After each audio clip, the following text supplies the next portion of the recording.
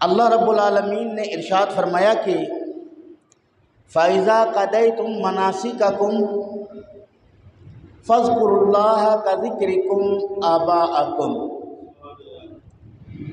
جب تم حج کے ارکان مکمل کر لو، جب تم حج کے ارکان مکمل کر کے فارغ ہو چکو، فَاذْكُرُوا اللَّهَ، پھر اللہ رب العالمین کا ذکر کرو۔ حج کے مناسک مکمل کرنے کے بعد دوسرا کام کیا کرنا ہے؟ اللہ رب العالمین کا ذکر کرو۔ کا ذکرکم آباءکم، جس طرح تم اپنے باپ دادا کا ذکر کرتے ہو، او اشد ذکرا، اور اللہ رب العالمین کا ذکر اس سے زیادہ کرو۔ علماء مفسرین نے بیان فرمایا کہ مکہ مکرمہ کے لوگ اسلام کے تشریف لانے سے پہلے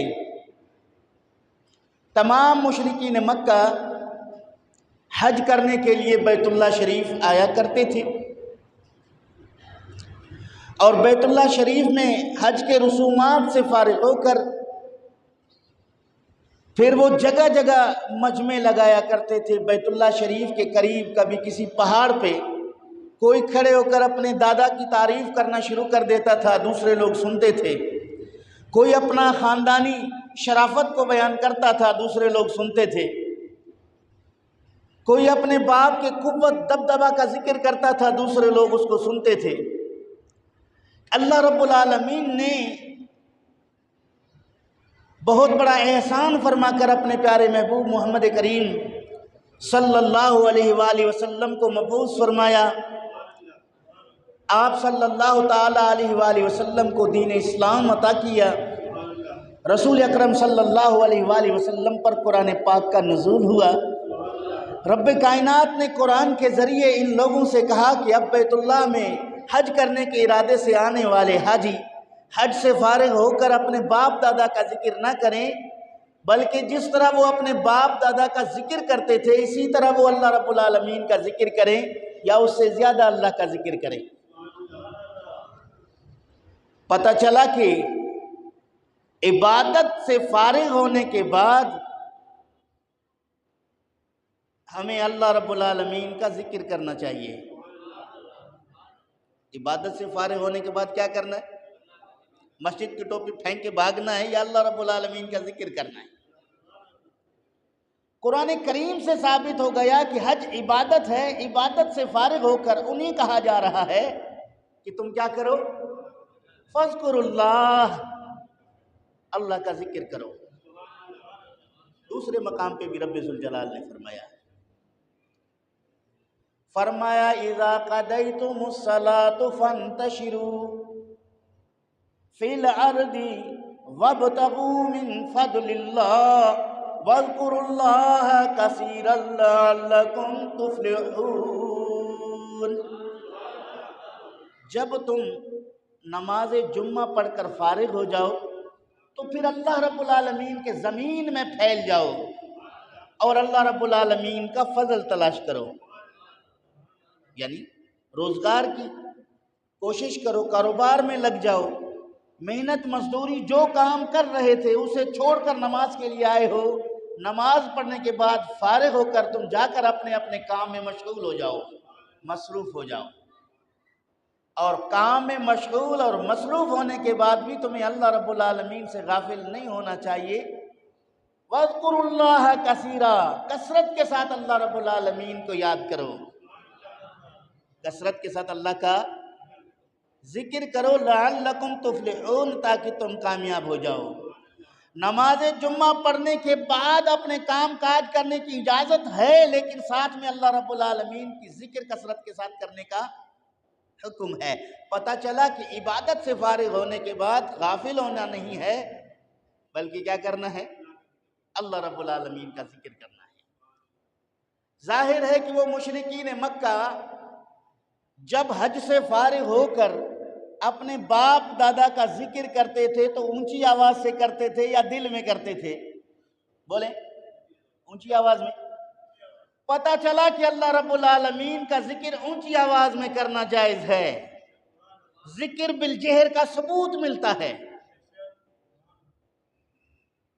یہاں سری اور جہری ذکر پر مناظرے، جھگڑے، فسادات دونوں کی اجازت ہے۔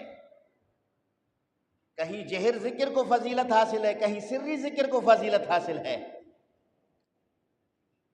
مسجد شریف کے اندر اگر لوگ نماز پڑھ رہے ہیں اس وقت آہستہ ذکر کرنے کا حکم ہے تاکہ نمازیوں کا نماز خراب نہ ہو، ان کی نماز میں خلل نہ آئے۔ اسی طرح اگر کسی کے معاملات میں کوئی رکاوٹ پیدا ہوتی ہے تو وہاں آپ کو سری ذکر کرنے کا حکم ہے۔ غافلوں کو بیدار کرنے کا موقع ہو تو پھر جہری ذکر کرنا افضل ہے۔ کَذِکْرِکُمْ آبَاءَکُمْ او اشد ذکرا، کثرت کے ساتھ اللہ رب العالمین کا ذکر کرو۔ کثرت کے ساتھ جب ہم اللہ رب العالمین کا ذکر کرتے ہیں، اس کے متعلق رسول کریم کا کیا فرمان ہے، ذرا سنیں، پڑھیے درود شریف میں عرض کروں۔ نبی کریم صلی اللہ علیہ وآلہ وسلم نے ارشاد فرمایا، فرماتے ہیں عن ابی ہریرہ رضی اللہ تعالی عنہ قال قال رسول اللہ صلی اللہ علیہ وسلم یقول اللہ انا عند ظن عبدی بی وانا معه اذا ذکرنی فإن ذکرنی فی نفسه ذکرته فی نفسی وإن ذکرنی فی ملأ ذکرته فی ملأ خیر منہم۔ حضرت ابو ہریرہ رضی اللہ تعالی عنہ سے روایت ہے، فرماتے ہیں کہ نبی کریم صلی اللہ علیہ وسلم نے ارشاد فرمایا کہ رب ذوالجلال کا فرمان ہے، اللہ فرماتا ہے میں اپنے بندے کے گمان سے زیادہ قریب ہوں۔ انا معہ اذا ذکرنی، میں اس کے ساتھ ہوتا ہوں جب وہ میرا ذکر کرتا ہے۔ میں بندے کے گمان سے زیادہ قریب ہوں جب وہ میرا ذکر کرتا ہے، میں اس کے ساتھ ہوتا ہوں۔ یہ اللہ کا فرمان ہے، روایت رسول کریم صلی اللہ علیہ وسلم کر رہے ہیں۔ فَإِنْ ذَكَرْنِي فِي نَفْسِهِ، اگر وہ مجھے اکیلا یاد کر رہا ہے، تنہا یاد کر رہا ہے، اپنے دل میں یاد کر رہا ہے، ذَكَرْتُهُ فِي نَفْسِي، میں اللہ بھی اسے اکیلا یاد کروں گا۔ جب وہ مجھے اکیلا یاد کرتا ہے، مسجد کے کسی کونے میں بیٹھ کر، گھر کے کسی کونے میں بیٹھ کر، کسی چٹان پہاڑی میں بیٹھ کر، کسی غار میں بیٹھ کر، کسی صحرا میدان میں بیٹھ کر وہ اللہ رب العالمین کے ذکر میں مشغول ہو جاتا ہے، اللہ رب العالمین فرماتا ہے کہ میں بھی اس بندے کے ذکر میں مشغول ہو جاتا ہوں۔ یہاں بندہ کہتا ہے اللہ اللہ، وہاں سے جواب ملتا ہے یا عبدی یا عبدی۔ بندہ اللہ رب العالمین کا ذکر کرتا ہے معبود سمجھ کر، رب ذوالجلال اپنے بندے کے ذکر کو قبول فرما کر اسے مقام عبدیت پر فائز فرما کر اسے یاد کرتا ہے۔ وَإِنْ ذَكَرْنِي فِي مَلَئٍ، اگر وہ مجھے کسی مجمع میں یاد کرتا ہے، کسی جماعت میں یاد کرتا ہے، کسی جلسے میں یاد کرتا ہے، کسی ٹولہ گروپ میں یاد کرتا ہے، رب ذوالجلال فرماتا ہے ذَكَرْتُهُ فِي مَلَئٍ خَيْرٍ مِّنْهُمْ، میں بھی اسے بہترین جماعت میں یاد کرتا ہوں۔ جس جماعت میں اللہ رب العالمین فرماتا ہے میں اپنے بندے کو یاد کرتا ہوں، وہ بندہ جس جماعت میں مجھے یاد کر رہا ہے، میری جماعت اس سے بہتر ہے۔ محدثین فرماتے ہیں کہ اس میں فرشتے ہیں جو اللہ رب العالمین کی نافرمانی نہیں کرتے، فرشتے ہیں جو عام انسانوں سے ان کا مقام اور مرتبہ بلند ہے، وہ اللہ رب العالمین نے ان کو نور سے تخلیق فرمایا ہے، رب ذوالجلال کی رحمتوں کا فرشتوں کے اوپر نزول ہے، وہ فرشتے رب ذوالجلال کے مقرب ہیں، ان کی جماعت میں اللہ رب العالمین اپنے بندے کو یاد کرتا ہے، یقیناً وہ جماعت بندے کی جماعت سے بہتر ہے۔ فرمایا کہ اس کے بعد فرماتا ہے وَإِن تَقَرَّبَ إِلَيَّ شِبْرًا تَقَرَّبْتُ إِلَيْهِ ذِرَاعًا، اگر میرا بندہ میری طرف ایک قدم بڑھتا ہے، متوجہ ہوتا ہے، ایک بالشت متوجہ ہوتا ہے، رب ذوالجلال فرماتا ہے کہ میری رحمت اس کی طرف ایک ہاتھ متوجہ ہوتی ہے۔ آپ ایک بالشت پڑھو گے، رب ذوالجلال کی رحمت ایک ہاتھ بڑھے گی۔ فرمایا وَإِن تَقَرَّبَ إِلَيَّ ذِرَاعًا، اگر وہ ایک ہاتھ میری طرف بڑھتا ہے، تَقَرَّبْتُ إِلَيْهِ بَاعًا، میں اس کے طرف ایک با بڑھ جاتا ہوں جو اس سے دگنا ہے۔ تو عزیزان گرامی فرمایا وَإِنْ أَتَانِي يَمْشِي، اگر وہ میری طرف چل کے آتا ہے، أَتَيْتُهُ هَرْوَلًا، میری رحمت اس کی طرف دوڑ کر جاتی ہے۔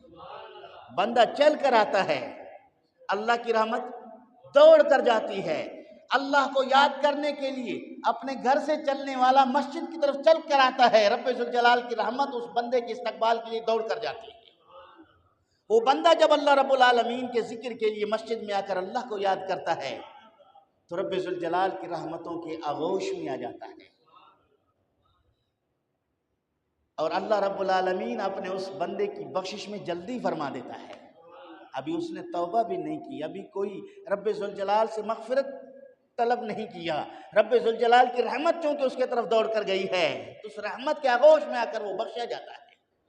اتنی بڑی بات نبی کریم صلی اللہ تعالیٰ علیہ وآلہ وسلم ارشاد فرماتے ہیں اس آدمی کے لیے جو اللہ رب العالمین کا ذکر کرتا ہے۔ پتہ چلا کہ عبادت کے بعد ذکر کرنے کا حکم رسول کریم صلی اللہ علیہ وسلم نے بھی دیا ہے۔ دوسری حدیث وہ بھی حضرت ابو ہریرہ رضی اللہ تعالیٰ عنہ سے مروی ہے، فرماتے ہیں وعن ابی ہریرہ رضی اللہ تعالیٰ عنہ عن النبی صلی اللہ علیہ وسلم ان اللہ عز وجل یقول، نبی کریم صلی اللہ علیہ وسلم سے روایت ہے، وہ فرماتے ہیں کہ اللہ رب العالمین کا ارشاد ہے۔ حضور اکرم صلی اللہ علیہ وسلم رب ذوالجلال کی قول ہمیں سنا رہا ہے، اللہ کا ارشاد ہمیں بتا رہا ہے کہ اللہ رب العالمین نے فرمایا انا مع عبدی اذا هو ذکرنی، میں اپنے بندے کے ساتھ ہوتا ہوں جب وہ مجھے یاد کرتا ہے۔ میں اپنے بندے کے ساتھ ہوتا ہوں جب وہ مجھے یاد کرتا ہے۔ اللہ بندے کے ساتھ اپنی رحمت سے ہوتا ہے، اللہ اپنے بندے کے ساتھ اپنی نصرت سے ہوتا ہے، اللہ رب العالمین اپنے بندے کے ساتھ اپنی رضا سے ہوتا ہے۔ جس پر اللہ کی رحمتوں کا نزول ہو یقیناً وہ بندہ اللہ کا ولی ہے، جس کو اللہ رب العالمین کی خصوصی رحمت حاصل ہو یقیناً وہ بندہ اللہ رب العالمین کا مقرب ہے۔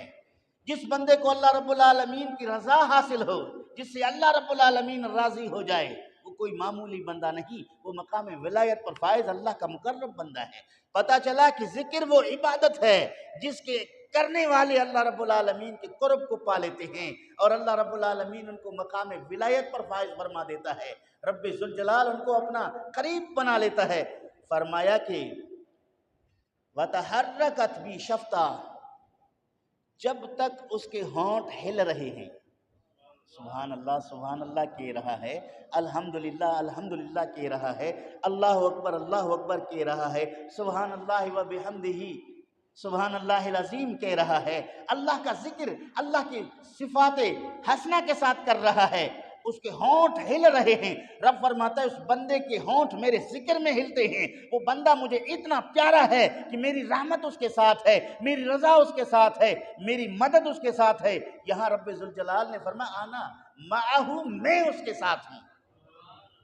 پتہ چلا کہ زبان سے ذکر کرنا یہ بھی فضیلت سے خالی نہیں ہے۔ جو صوفیہ کرام جہری ذکر کا درس دیتے ہیں، تصوف کیا یہ سبق ہے کہ بعض اپنے مریدوں کو کہتے ہیں کہ 100 مرتبہ جناب والا تسبیح لا الہ کا پڑھیے، لا الہ الا اللہ، لا الہ الا اللہ، یہ کونے میں بیٹھ کر مرید پڑھتا ہے، اور بعض لوگ اس کی آواز سے پریشان ہوتے ہیں، کہتے ہیں یہ ذکر کیوں کرتا ہے۔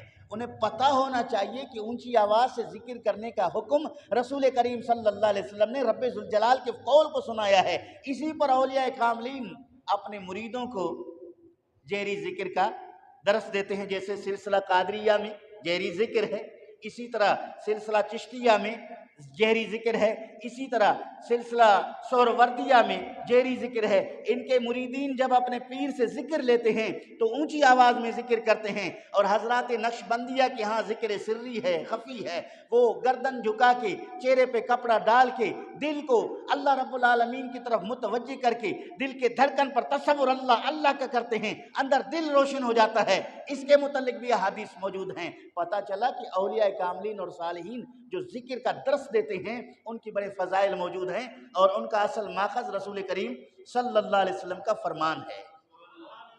حضرت مالک بن یخامر سے روایت ہے ان معاذ بن جبل رضی اللہ تعالیٰ عنہ قال لهم ان آخر کلامی فارقت علیہ رسول اللہ صلی اللہ علیہ وسلم ان قلت، فرماتے ہیں کہ میری آخری ملاقات ہوئی رسول کریم صلی اللہ علیہ وسلم سے۔ حضرت معاذ بن جبل فرماتے ہیں کہ میری آخری ملاقات ہوئی رسول اللہ صلی اللہ علیہ وسلم سے، اس کے بعد میرے اور رسول کے درمیان جدائی ہو گئی۔ یعنی حضرت معاذ کو پھر دوبارہ رسول کریم کی بارگاہ میں شرف حاضری نصیب نہ ہوا، اور حضور اکرم صلی اللہ علیہ وسلم کا وصال با کمال ہوا۔ فرماتے ہیں کہ اس کے بعد جدائی ہوئی، اور نبی کریم نے جو آخری بات نبی کریم سے میں نے سنی ہے وہ اپنی بات کر رہے ہیں، قلت ای الاعمال احب الی اللہ، میں نے رسول کریم صلی اللہ علیہ وسلم سے پوچھا، آخری سوال حضرت معاذ فرماتے ہیں میں نے نبی سے کیا کہ میں نے پوچھا یا رسول اللہ صلی اللہ علیہ وسلم یہ جو نیک اعمال ہیں، ان تمام نیک عملوں میں کون سا عمل اللہ کو زیادہ محبوب ہے؟ کون سا عمل ہے جو اللہ رب العالمین کو ان نیک عملوں میں سے زیادہ پیارا ہے، زیادہ محبوب ہے؟ اس موقع پر رسول کریم صلی اللہ علیہ وآلہ وسلم نے فرمایا قال ان تموت ولسانک رطب من ذکر اللہ، اللہ کو تیرے نیک عملوں میں سب سے زیادہ محبوب اور پیارا عمل وہ ہے کہ جب تو اس دنیا سے جا رہا ہو، تجھ پر موت واقع ہو رہی ہو، اور تیری زبان پر اللہ رب العالمین کا ذکر ہو۔ یہاں روح قبض ہو رہا ہے، زبان اللہ کے ذکر سے تر ہے، اگر یہ عمل کسی کو مل جائے آخر میں تو یہ عمل وہ ہے جو اللہ کو تمام نیک اعمال میں زیادہ محبوب ہے۔ اس لیے نزع کے وقت کوشش یہ کرتے ہیں لوگ اپنے اس عزیز قریب کے دنیا سے جانے پر کہ وہ آخر میں کلمہ پڑھ کر جائے۔ ہر کوشش کرتا ہے، بیٹا کوشش کرتا ہے ابا کلمہ پڑھ کے دنیا سے جائے، ماں کوشش کرتی ہے کہ بیٹا بیٹی کلمہ پڑھ کر دنیا سے جائے، بھائی رشتہ دار کوشش کرتے ہیں کہ کلمہ پڑھ کر دنیا سے جائے۔ جب وہ کلمہ پڑھ کر دنیا سے جائے گا وہ عمل اتنا پیارا ہوگا کہ اللہ رب العالمین کا محبوب ترین عمل ہوگا، اور نبی کریم صلی اللہ علیہ وسلم نے فرمایا کہ جس کا آخری کلام لا الہ الا اللہ دخل الجنہ، وہ جنت میں داخل ہو گیا۔ دعا کریں کہ اللہ رب العالمین ہم سب کا خاتمہ بالخیر فرمائے۔ دنیا میں تو بہت سارے ظاہری عبادات کے انبار ہیں، اگر اس وقت کلمہ نصیب نہ ہو تو پھر خسارہ ہی خسارہ ہے۔ اللہ تعالیٰ جل شانہ دنیا سے جاتے ہوئے آخر میں اپنے ذکر کے ساتھ اپنے پیارے محبوب پر درود و سلام پڑھنے کے ساتھ کلمہ شریف پڑھنے کے ساتھ لے جائے تو کمال ہے۔ کتنی پیاری بات کی ہے۔ وہ فرماتے ہیں کہ ان ابی المخارب رضی اللہ عنہ قال قال النبی صلی اللہ علیہ وسلم، حضرت مخارب کہتے ہیں کہ نبی کریم صلی اللہ علیہ وآلہ وسلم نے فرمایا کیا؟ مررت لیلۃ اسری بی برجل مغیب فی النور العرش، فرماتے ہیں کہ معراج والی رات میں ایک ایسے آدمی کے قریب سے گزرا، ایسا شخص تھا جس کے قریب سے گزرا، وہ اللہ رب العالمین کے عرش کے پاس تھا اور عرش کے نور میں غرق تھا۔ عرش الہی کا جو نور تھا اس نور میں وہ غرق تھا، اللہ رب العالمین کے عرش کے نور میں مستغرق تھا۔ ان قلت، فرماتے ہیں قلت، میں نے پوچھا من ھذا، یہ کون ہے؟ رسول فرماتے ہیں میں نے پوچھا کہ یہ کون ہے؟ اللہ اکبر، اھذا ملک، پھر خود ہی کہا کیا یہ فرشتہ ہے؟ یہ بندہ جو مجھے انسانی بشری روپ میں دکھائی دے رہا ہے، جو عرش کے نور الہی میں غرق ہے، کیا یہ کوئی فرشتہ ہے؟ مجھے کہا گیا قیل لا، کہا نہیں۔ قلت نبی، میں نے کہا اگر یہ فرشتہ نہیں ہے تو پھر نبی ہے؟ قیل لا، مجھے کہا گیا کہ نہیں، یہ نبی بھی نہیں ہے، فرشتہ بھی نہیں ہے، یہ نبی بھی نہیں ہے۔ پھر میں نے سوال کیا من ہوا، پھر کون ہے؟ نہ فرشتہ ہے نہ نبی ہے، اور اتنے اعلیٰ مقام پر موجود ہے، رب ذوالجلال کی رحمتوں کے آغوش میں ہے، عرش الہی کے نور میں غرق ہے، پھر یہ کون ہے؟ قال ھذا رجل، مجھے کہا گیا کہ یہ وہ آدمی ہے کان فی الدنیا لسانہ رطب من ذکر اللہ، جو دنیا میں تھا اور دنیا میں اس کی زبان اللہ رب العالمین کے ذکر میں تر تھا، یعنی دنیا میں دنیاوی زندگی میں یہ غافل نہ تھا، یہ اللہ رب العالمین کے ذکر میں اس کی زبان جو ہے تر تھا، اللہ رب العالمین کا یہ ذکر میں مشغول تھا۔ وَقَلْبُهُ مُعَلَّقٌ بِالْمَسْجِدِ، اور اس کا دل مسجد کی طرف لٹکا ہوا تھا۔ ایک ذکر کرنے والا بندہ اہل ذکر تھا، دوسرا مسجد شریف کے ساتھ محبت کرنے والا نمازی تھا، کسی بھی وقت وہ ناغہ نہیں کرتا تھا، مسجد کے ساتھ اس کا دل معلق تھا۔ وَلَمْ يَسْتَسِبُّ لِوَالِدَيْهِ، اور اپنے والدین کو برا نہیں کہتا تھا، ان کی نافرمانی نہیں کرتا تھا، فرمان برداری کرتا تھا۔ والد کو برا کہنا یہ بڑا جرم ہے، والد کی فرمان برداری کرتا تھا، اسے برا نہیں کہتا تھا، ذکر اللہ میں مشغول رہتا تھا، مسجدوں کو آباد کرتا تھا۔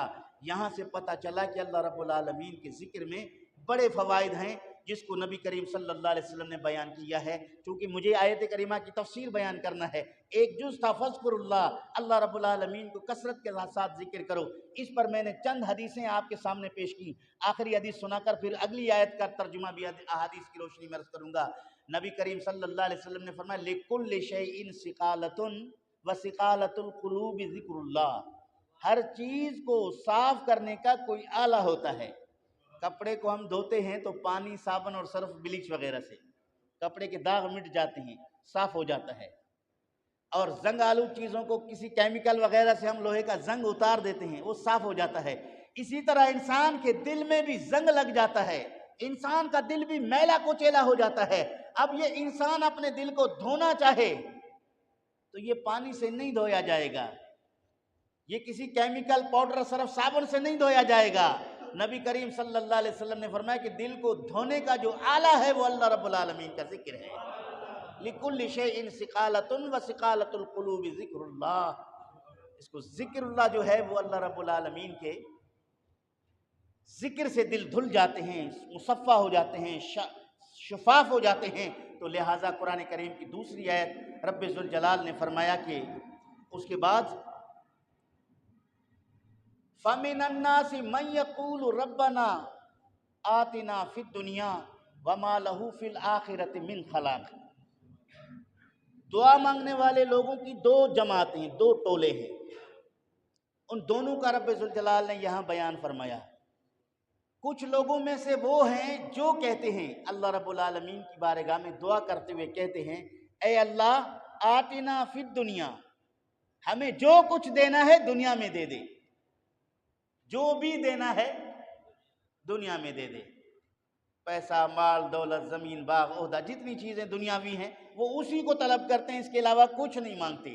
رب ذوالجلال یہاں قرآن مجید میں ان کا رد فرما کے فرمایا وَمَا لَهُ فِي الْآخِرَةِ مِنْ خَلَاقٍ، ایسے لوگوں کے جو صرف مجھ سے دنیا مانگتے ہیں ان کا آخرت میں کچھ حصہ نہیں ہے، ان کے لیے آخرت میں کچھ حصہ نہیں ہے، چونکہ وہ صرف دنیا کے طلبگار ہیں، مجھ سے آخرت نہیں مانگ رہے ہیں، جو مانگ رہے ہیں میں دے رہا ہوں، لیکن آخرت میں ان کا کوئی حصہ نہیں ہوگا۔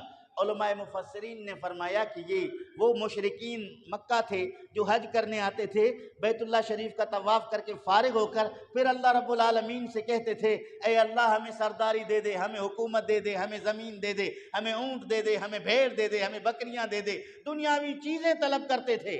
اور پھر کچھ ایسے لوگ بھی تھے جس کی تعریف رب ذوالجلال نے کی ہے وَمِنْهُمْ مَنْ يَقُولُ رَبَّنَا آتِنَا فِي الدُّنْيَا حَسَنَةً وَفِي الْآخِرَةِ حَسَنَةً وَقِنَا عَذَابَ النَّارِ۔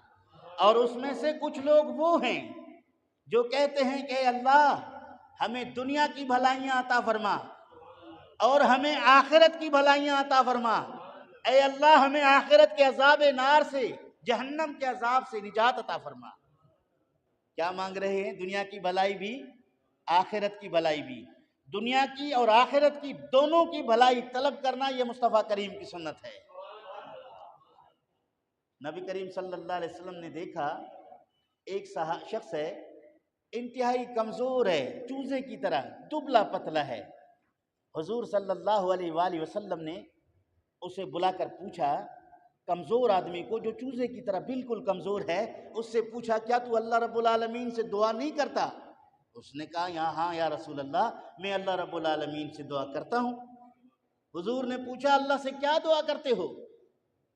اس نے کہا یا رسول اللہ صلی اللہ علیہ وسلم میں اللہ سے یہ دعا کرتا ہوں کہ اے اللہ جو عذاب مجھے آخرت میں دینا چاہتے وہ مجھے دنیا میں دے دے،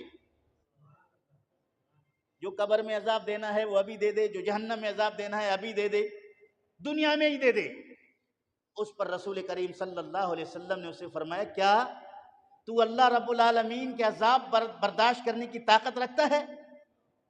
تجھے طاقت ہے کہ اللہ رب العالمین کی پکڑ گرفت سے برداشت کر سکتا ہے خدا رب ذوالجلال کے عذاب کو؟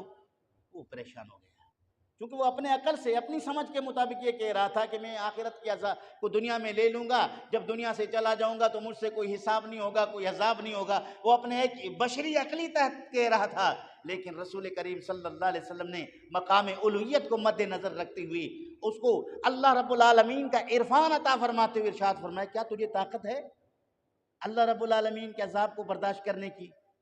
وہ تھوڑی دیر چپ ہونے کے بعد کہا یا رسول اللہ مجھے تو طاقت نہیں ہے، میں کمزور اور ضعیف آدمی ہوں۔ حضور نے فرمایا کہ پھر یہ کیوں نہیں کہتے ربنا آتنا فی الدنیا حسنۃ وفی الآخرہ حسنۃ وقنا عذاب النار، اے اللہ مجھے دنیا اور آخرت کی بھلائیاں عطا فرما دے، اے اللہ مجھے عذاب آگ سے محفوظ فرما، نجات عطا فرما دے۔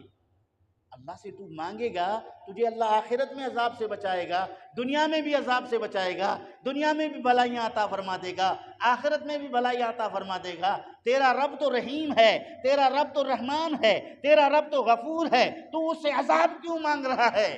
اس سے بخشش کیوں نہیں مانگتا؟ اس کے بارگاہ میں اپنی عاجزی اور کمزوری کو ظاہر کیوں نہیں کرتا؟ تو بندے کو چاہیے کہ اللہ رب العالمین سے جب بھی مانگے خیر مانگے، جب بھی مانگے بھلائی مانگے۔ خیر اور بھلائی صرف دنیا کی نہ ہو، آخرت کی بھی ہو۔ دنیا اور آخرت کی خیر اور بھلائی کو مانگنا یہ رسول کریم صلی اللہ علیہ وآلہ وسلم کے فرمودات سے ثابت ہے۔ تو عزیزان گرامی اس پر سنیے دعا کی اہمیت۔ ہم لوگ دعا سے غافل ہیں، ہم لوگ دعا سے غافل ہیں۔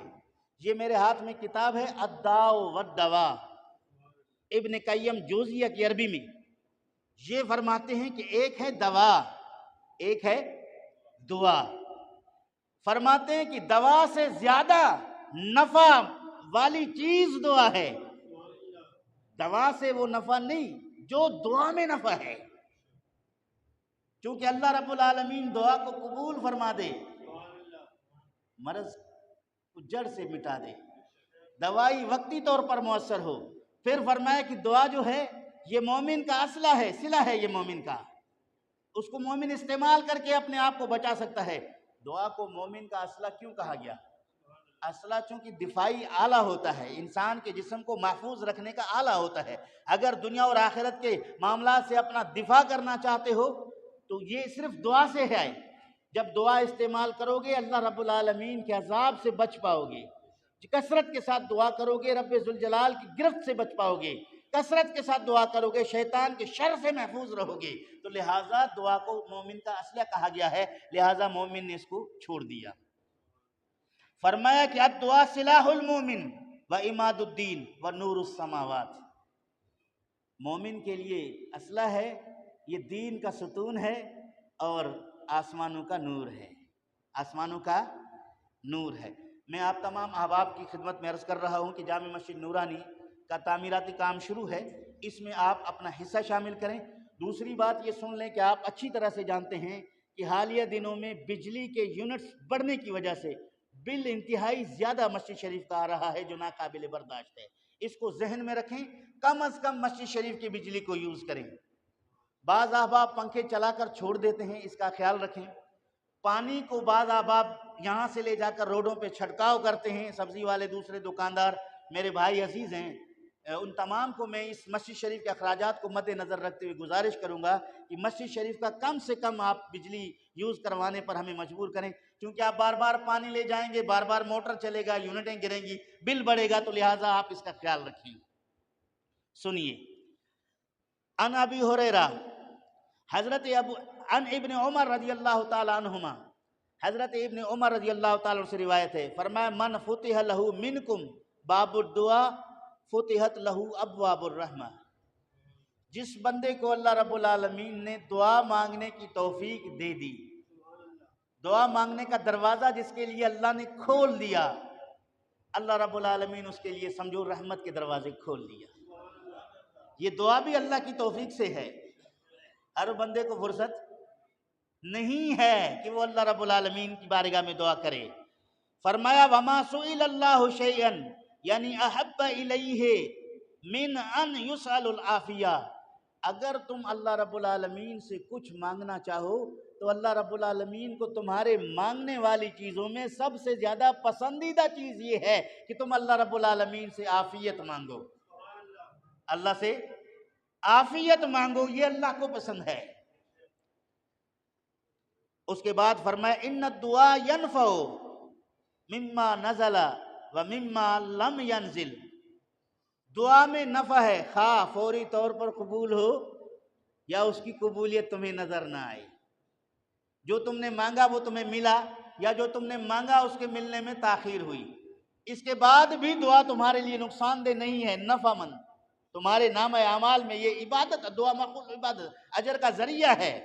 اس کے بعد فرماتے ہیں فعلیکم عباد اللہ بالدعا، اے اللہ کے بندے اپنے اوپر دعا کو لازم کر لو، اے اللہ کے بندے اپنے اوپر دعا کو لازم کر لو۔ آج کل عجیب قسم کے فتنے ہیں سوشل میڈیا میں، اللہ رب العالمین کے ذات سے مانگنے کو، دعا کو بھی متنازع مسئلہ بنا دیا، جھگڑے کا مسئلہ بنا دیا، اللہ سے مانگنے کو بھی بولو جھگڑے کا مسئلہ بنا دیا۔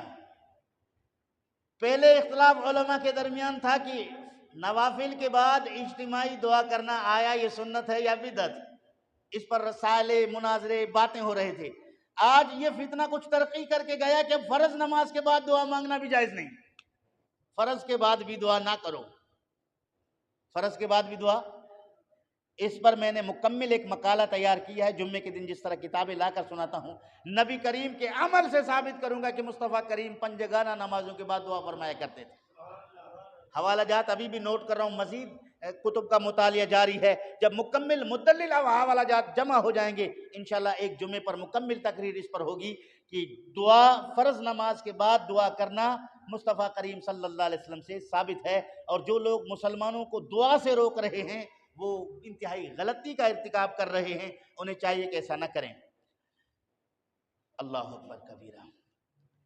نبی اکرم صلی اللہ علیہ وآلہ وسلم فرماتے ہیں، حضرت انس راوی، ان اللہ رحیم کریم، بے شک اللہ رحیم ہے، بے شک اللہ کریم ہے، رحیم بھی اللہ ہے، کریم بھی۔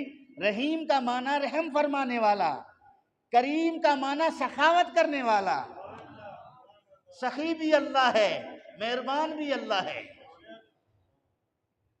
یستحیی من عبدہ ان یرفع الیہ یدیہ، اللہ حیا فرماتا ہے اپنے اس بندے سے جو اللہ رب العالمین کی بارگاہ میں اس کی طرف اپنے ہاتھ اٹھائے، اور پھر ثم لا یدع فیہما خیرا، اللہ تعالیٰ ان کے ہاتھوں میں بلائی نہ ڈال دے۔ ایسا ممکن ہی نہیں ہے کہ آپ جس سے مانگ رہے ہو وہ بخیل نہیں ہے، جس سے مانگ رہے ہو وہ ظالم اور جابر نہیں ہے، تم جس سے مانگ رہے ہو وہ رحیم ہے، تم جس سے مانگ رہے ہو وہ کریم ہے۔ تم جس سے مانگ رہے ہو اس کے خزانوں میں کمی نہیں ہے، چونکہ نہ دینے کی یہی وجوہات ہے۔ اگر دل میں رحم نہیں ہوگا، مانگنے پر اثر نہیں ہوگا، وہ کچھ نہیں دے گا۔ اگر بخیل ہوگا تب بھی کچھ نہیں دے گا، اگر ظالم ہوگا تب بھی کچھ نہیں دے گا۔ دنیا والوں کے پاس آپ جائیں کوئی مسئلہ لے کر، اگر بخل کا جذبہ ہے تو وہ بھی خالی لوٹا دے گا آپ کو، ظلم جبر اس کے پاس موجود ہے وہ بھی آپ کو خالی لوٹا دے گا، ٹھیک ہے۔ لیکن اللہ رب العالمین رحیم ہے، اللہ کریم ہے، اللہ کے خزانے میں کمی نہیں ہے۔ تم رب ذوالجلال سے مانگو، اللہ رب العالمین شرم فرماتا ہے کہ تمہیں خالی لوٹا دے۔ اتنے بڑے دربار سے کوئی خالی جائے، یہ شرم کی بات ہے۔ اللہ رب العالمین کے محبوب نے فرمایا کہ رب ذوالجلال اپنے اس بندے سے حیا فرما دیتا ہے۔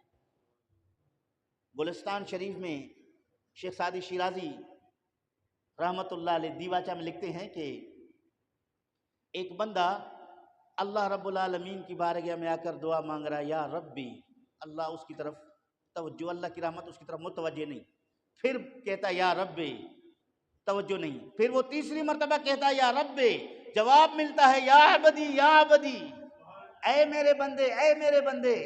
فرشتے عرض کرتے ہیں الہ العالمین، اس بندے نے 2 مرتبہ پہلے بھی تجھے یا رب کہہ کر پکارا، جواب نہیں ملا، تیسری مرتبہ الہ العالمین تو نے ایسے یا عبدی کے ساتھ جواب دے دیا۔ رب ذوالجلال نے فرمایا کہ مجھے اس بندے سے حیا محسوس ہو رہی ہے، یہ میرا دربار چھوڑ کے کس کے در پر جائے گا، میرے در پہ آ کر مجھ سے مانگ رہا ہے، اگر یہیں سے وہ خالی جائے، دھتکارا جائے، پھر کون سا درگاہ ہے، کون سا دربار ہے جس سے یہ نوازا جائے گا۔ پتہ چلا کہ رب ذوالجلال کے ساتھ مانگو گے اللہ رب العالمین کرم فرمائے گا۔ یہ ابن قیم جوزیہ فرماتے ہیں مجھ سے اگر کوئی آدمی ایک دفعہ مانگ لے دے دوں گا، دوسری دفعہ مانگ لے دے دوں گا، تیسری دفعہ آیا تو ناراض ہو جاؤں گا۔ اپنی بات کر رہا ہوں، بشری تقاضے کے تحت دنیا کا دستور ہے، اگر ایک دفعہ مانگ لیا تو دے دیا، دوسری دفعہ بھی دے دیا، تیسری دفعہ تیور چڑھا لے گا، ناراض ہو جائے گا، اس نے تنگ کر رکھا ہے، جب بھی دیکھتا ہے میرے پاس آتا ہے۔ ایک دل کے اندر خیال پیدا ہوتا ہے، بشری بات ہے، ہر آدمی کے دل میں خیال پیدا ہوتا ہے کہ میں نے کیا اس کے ساتھ ایک دفعہ تعاون کیا، یہ جان نہیں چھوڑ رہا۔ دنیا کے دستور یہی ہے، لیکن اللہ رب العالمین کے بارگاہ میں نبی کریم صلی اللہ علیہ وسلم کا فرمان ہے، حضرت ابو ہریرہ سے روایت ہے، ابن جوزیہ نے الدعاء والدواء کے اندر لکھا، قال رسول اللہ صلی اللہ علیہ وسلم من لم یسأل اللہ یغضب علیہ، اگر کوئی اللہ سے نہیں مانگتا اللہ نہ مانگنے والے سے ناراض ہوتا ہے۔ ہم مانگنے والے سے ناراض ہوتے، فرق یہ ہے، ہم مانگنے والے سے ناراض ہوتے ہیں، رب ذوالجلال جو نہیں مانگتا اس سے ناراض ہوتا ہے کہ مجھ سے مانگو، میں تمہارا رب ہوں، میں دیتا ہوں، میری بارگاہ کی طرف آ جاؤ۔ اگر وہاں نہیں مانگو گے تو سمجھو تم کسی اور جگہ سے تمہیں کچھ مل رہا ہے، اللہ رب العالمین کی دربار سے تم مایوس اور نا امید ہے، یہ اللہ رب العالمین کے غضب کا سبب بنتا ہے۔ تو عزیزان گرامی، اللہ رب العالمین کی بارگاہ میں دعا مانگنے کی اجازت ہے۔ یہاں فرمایا کہ دعا میں مانگنا کیا ہے، ربنا آتنا فی الدنیا حسنۃ وفی الآخرہ حسنۃ وقنا عذاب النار۔ تمام نمازی مانگتے ہیں دعا، اکثر نمازی مرد خواتین مانگتے ہیں، لیکن اس میں سے بعض احباب اس کو ان کے ترجمہ اور مفہوم سے انہیں نہیں پتا کہ کیا مطلب ہے۔ سنیے، ربنا، اے ہمارے رب، آتنا فی الدنیا حسنہ، اے اللہ ہمیں عطا فرما دے دنیا میں بھلائیاں، بھلائیاں حسنہ، حسنہ میں ساری بھلائیاں آ گئیں، تمام، کوئی بھی خارج اس میں نہیں ہے، جتنے انسان کے فوائد کی چیزیں ہیں، جس میں گھر بھی، گاڑی بھی، شادی بھی، ساری اولاد، سونا چاندی، زر زیور، سب حسنہ میں شامل ہے۔ یہ ساری چیزیں بندے نے ایک لفظ کے اندر اللہ رب العالمین سے مانگ لیا، ربنا آتنا فی الدنیا حسنہ۔ پھر فرمایا کہ وفی الآخرۃ حسنہ، اور آخرت میں بھی حسنہ عطا فرما، آخرت کی بلائیاں ہیں، حوض کوثر نصیب فرما، آخرت کی بلائیاں ہیں، مصطفیٰ کریم کی شفاعت نصیب فرما، آخرت کی بلائیاں ہیں، رب ذوالجلال ہم پہ رحمت فرما، آخرت کی بلائیاں ہیں، رب ذوالجلال ہمیں جنت میں اعلیٰ مقام عطا فرما۔ ایک ہی لفظ میں آپ نے سب کچھ مانگ لیا، وقنا عذاب النار، اور ہمیں عذاب آگ سے نجات عطا فرما، بچا لے، جس میں قبر کے عذاب سے بھی نجات کی دعا ہے، پل صراط کے عذاب سے بھی نجات کی دعا ہے، محشر کے عذاب سے بھی نجات کی دعا ہے، میزان کے عذاب سے بھی نجات کی دعا ہے، اللہ رب العالمین کے غضب سے بھی نجات کی دعا ہے۔ تو یہ اتنا جامع دعا ہے کہ اس کو کثرت کے ساتھ بندہ مانگ لے، کبھی بھی اس دعا کو ترک نہ کرے۔ ائمہ حضرات مانگا کرتے ہیں تو آپ بھی اس کو معمول بنا لیں، تاکہ اللہ تعالیٰ جل شانہ ہمیں دنیا اور آخرت کی بلائیاں عطا فرما۔